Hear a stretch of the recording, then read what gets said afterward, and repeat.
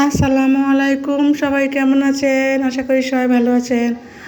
আজকে আমি রান্না করব কলিজা, কারণ আমার মেয়ে গরুর কলিজা খেতে চাইছে।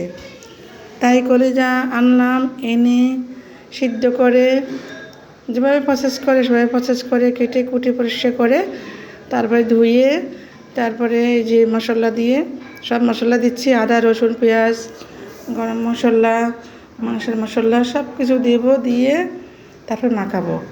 আপনারা কীভাবে রান্না করেন কলিজা? আমি এভাবেই রান্না করি, জানি না আপনারা কীভাবে রান্না করেন। আমি আমার মতো রান্না করছি, দেখেন।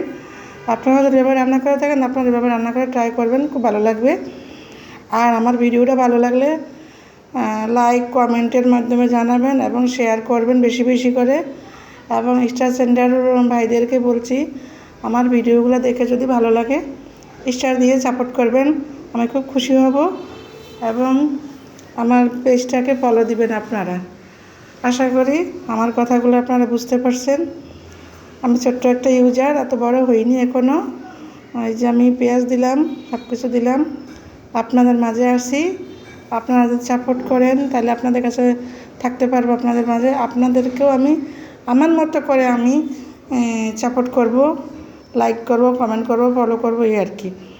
যাক, সবাই ভালো থাকেন, সুস্থ থাকেন, এই দোয়া করি। আমার জন্য দোয়া করবেন, আমার মেয়ের জন্য দোয়া করবেন। এই যে আমি সরিষার তেল দিলাম, আমি এবার সরিষার তেলের তরকারি খাই, এই আর কি, এই জন্য। তো আমার মেয়ের জন্য দোয়া করবেন সবাই। আজকে মতো এতটুকুই ভিডিও, আজকে আর নয়, আগামীতে আবার আপনাদের মাঝে নতুন ভিডিও নিয়ে আসব। সেই পর্যন্ত এখানেই সমাপ্তি। যদি আপনারা আমার ভিডিও দেখতে মন চায়, আবারও বলছি, আপনারা লাইক কমেন্টের মাধ্যমে জানাবেন, শেয়ার করে দিবেন এবং ফলো দিয়ে পাশে থাকবেন। আসসালামু আলাইকুম, সবাই ভালো থাকবেন।